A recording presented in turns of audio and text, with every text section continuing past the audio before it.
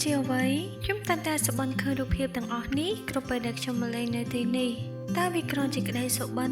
ឬក៏ជាអតីតជាតិរបស់ខ្ញុំតើខ្ញុំមានទំនាក់ទំនងអ្វីជាមួយនឹងដែនដីសៀមរាបទឹកដីដ៏ពិសិដ្ឋមួយនេះ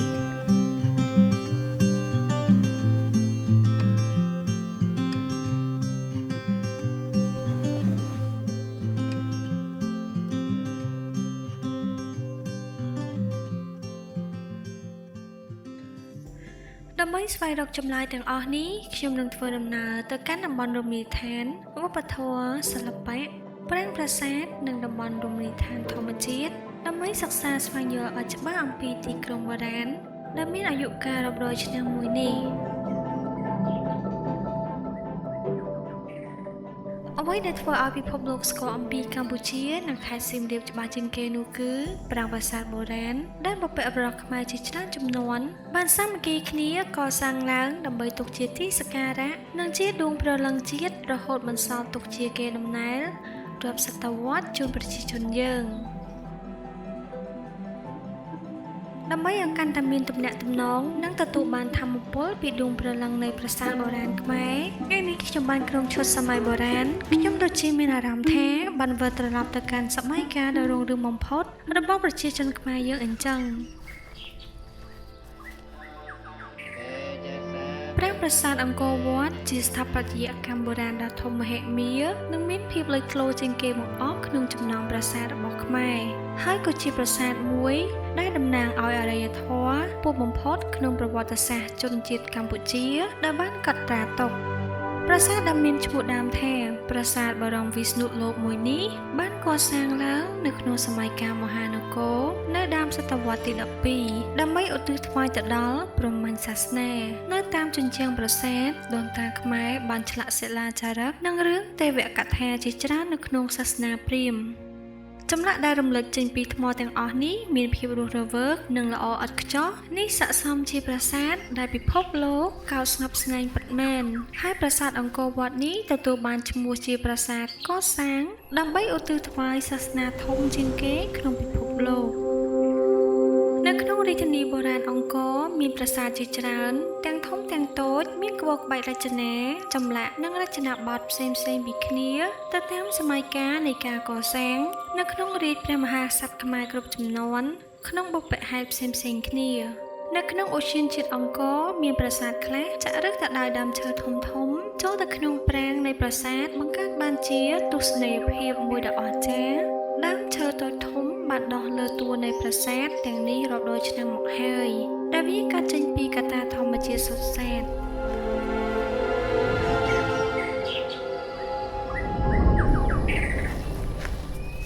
ថ្មសាងសង់ប្រាសាទរាប់សិបតោនត្រូវបានបុព្វបុរសខ្មែរយកមកពីគ្រប់ទិសទីដោយប្រើកម្លាំងសាមគ្គីរបស់មនុស្សនិងសត្វដំរីស្ថាបត្យករបានឆ្លាក់ថ្មឲ្យចេញជាស្នាមញញឹមតំណាងឲ្យភាពរួសរាយរាក់ទាក់និងភាពទន់ភ្លន់របស់ប្រជាពលរដ្ឋខ្មែរទាំងប្រុសទាំងស្រីកេរដំណែលរបស់ដូនតាទាំងនេះគឺជារតនសម្បត្តិដ៏មានតម្លៃមិនអាចកាត់ថ្លៃបានហើយដូនតាខ្មែរបានបន្សល់ទុកមកឲ្យកូនចៅជំនាន់ក្រោយទុកជាមរតកតំណាងដួងព្រលឹងជាតិនិងថែរក្សាអភិរក្សបន្តទៅចំនួនក្រោយៗទៀតសិល្បៈដ៏មានតម្លៃរបស់ខ្មែរមានច្រើនបែបច្រើនទម្រង់ទាំងសិល្បៈគំនូរចម្លាក់ទាំងរូបិយនិងអរូបិយមានច្រើនអក្ខរនីដែលបណ្ដាលឲ្យចិត្តខ្ញុំពិតជាមានសេចក្តីប្រាថ្នាចង់ចេះចង់ដឹងបន្ថែមទៀតសច្ចៈគឺជាឈ្មោះទីតាំងនៃសិល្បៈហត្ថកម្មខ្មែរមួយកន្លែងនៅខេត្តសៀមរាបនៅទីនេះភ្ញៀវទេសចរអាចឃើញសិប្បករខ្មែរដែលមានស្នាដៃល្អឯកធ្វើការងារហត្ថកម្មរបស់ពួកគាត់តាំងពីដើមរហូតក្លាយជាផលិតផលសម្រេចដោយផ្ទាល់នឹងភ្នែក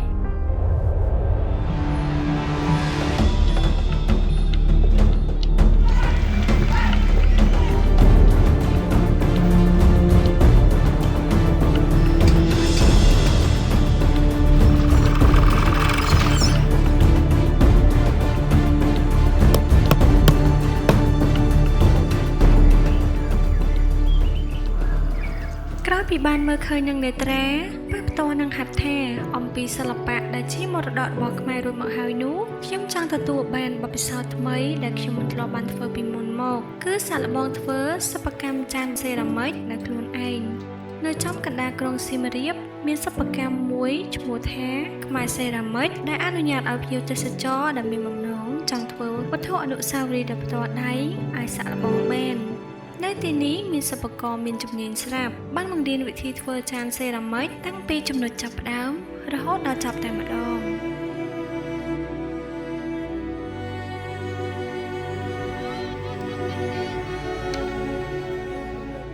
ឃុំព្រះដាជាឃុំមួយមានភាពល្បីល្បាញជាងគេនៅក្នុងខេត្តសៀមរាបទៅលើម្ហូបអាហារខ្មែរដែលភ្ញៀវទេសចរមកពីគ្រប់ទិសទីមិនអាចមើលរំលងបាននៅទីនេះប្រជាពលរដ្ឋខ្មែរបានប្រកបមុខរបរតាំងពីបុរាណកាលមកទៅលើមរតកម្ហូបខ្មែរអាហារទាំងនេះសុទ្ធសឹងជារូបមន្តបន្តពីដូនតាមកជាច្រើនជំនាន់មកហើយមិនឆ្ងាយប៉ុន្មានពីឃុំព្រះដាមានសហគមន៍រទេះក្របីមួយកន្លែងស្ថិតនៅបារាយណ៍ខាងលិចដែលប្រជាជននៅក្នុងតំបន់បានច្នៃរទេះក្របីមានប្រក់ស្បូវរកចាំដឹកភ្ញៀវទេសចរយ៉ាងច្រើនតាន់តាប់ភ្ញៀវទេសចរអាចជិះរទេះក្របីនេះដើម្បីកម្សាន្តអារម្មណ៍គយគន់វាលស្រែបៃតងខ្ចីសួនច្បារផ្កាភ្ញីយ៉ាងក្រអូបដំណាំដាំដុះរបស់ប្រជាកសិករនិងព្រៃឫស្សីដែលគេដាំជាជួរស្រស់ស្អាតគួរឲ្យចង់ទស្សនាហើយបំបត្តិអស់នូវភាពនឿយហត់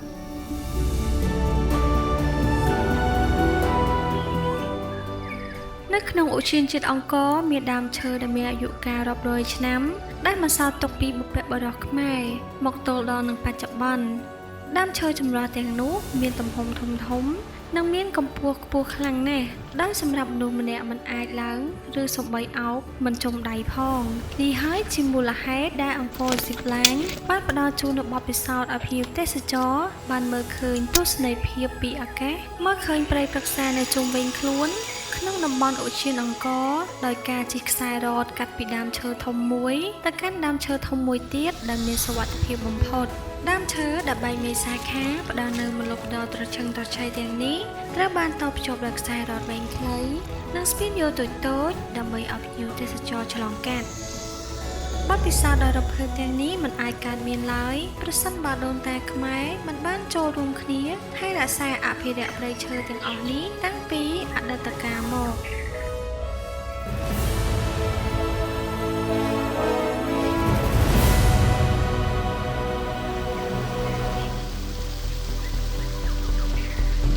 គូលែនជាទីស្ថាននៃការកកើតសម័យកាលដ៏រុងរឿងរបស់ខ្មែរគឺសម័យអាណាចក្រអង្គរដែលចាប់កំណើតនៅទីនេះនៅដើមសតវត្សទី9ឆ្នាំ802នៃគ្រិស្តសករាជព្រះបាទជ័យវរ្ម័នទី2ទ្រង់បានធ្វើពិធីសាសនានិងពិធីទេវរាជនៅទីនេះដើម្បីបង្រួបបង្រួមប្រជាជាតិខ្មែរឲ្យក្លាយជាអាណាចក្រតែមួយ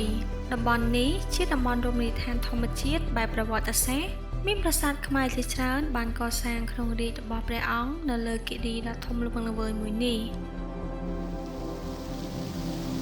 ទឹកធ្លាក់ដ៏ត្រជាក់ជាច្រើនដំណាក់បានហូរធ្លាក់ពីរបាក់ថ្មមួយទៅរបាក់ថ្មមួយទៀតមានភាពស្រស់ស្អាតប្រៀបដូចជាសរសៃសូត្រ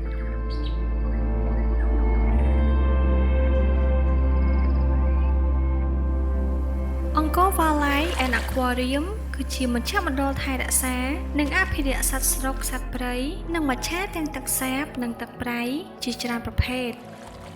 ជាបទពិសោធន៍ថ្មីមួយទៀតសម្រាប់ខ្ញុំដែលបានឃើញសត្វជាច្រើនដែលខ្ញុំមិនធ្លាប់បានឃើញពីមុនមកផ្ទាល់នឹងភ្នែក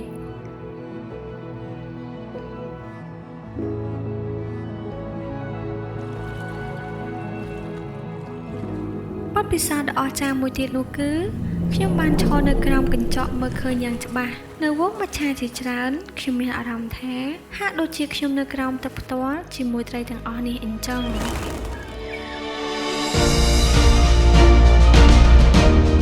ក្រៅពីតំបន់ប្រវត្តិសាស្ត្ររមណីយដ្ឋានធម្មជាតិនិងរមណីយដ្ឋានកែច្នៃខ្ញុំក៏អាចប្រើប្រាស់ពេលវេលាដ៏មានអត្ថន័យរបស់ខ្ញុំធ្វើរឿងជាច្រើនទៀតផងដែរ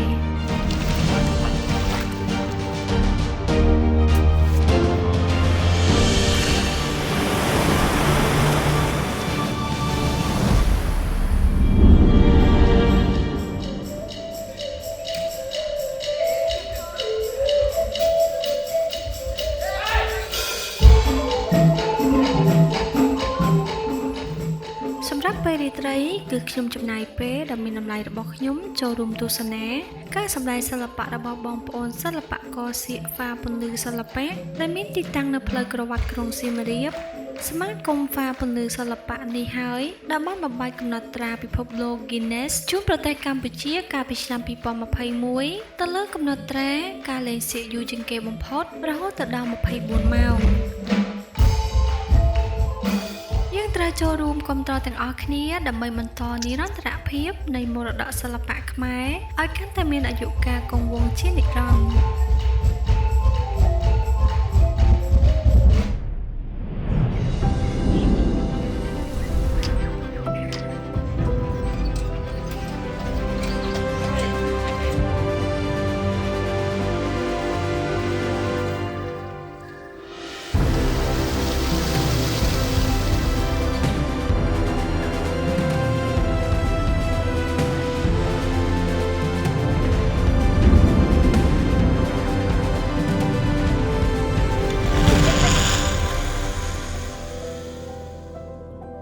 បន្ទាប់ពីដំណើរកម្សាន្តរបស់ខ្ញុំរយៈពេល4ថ្ងៃមកនេះខ្ញុំពិតជាទទួលបានចម្លើយក្នុងចិត្តបានច្រើនមែនទែនអំពីសុបិននិមិត្តរបស់ខ្ញុំការពិតខ្ញុំអាចគឺជាផ្នែកមួយនៃប្រវត្តិសាស្ត្ររបស់ដូនតាកាលពីអតីតកាលវាមិនចម្លើយទេដែលខ្ញុំកើតមកជាកូនខ្មែរនៅលើទឹកដីអច្ឆរិយៈមួយនេះព្រោះចាប់ពីពេលនេះតទៅខ្ញុំបានទទួលកាតព្វកិច្ចថ្មីមួយទៀតហើយគឺចូលរួមថែរក្សាការពាររតនសម្បត្តិដ៏មានតម្លៃរបស់ប្រជាជនខ្មែរយើង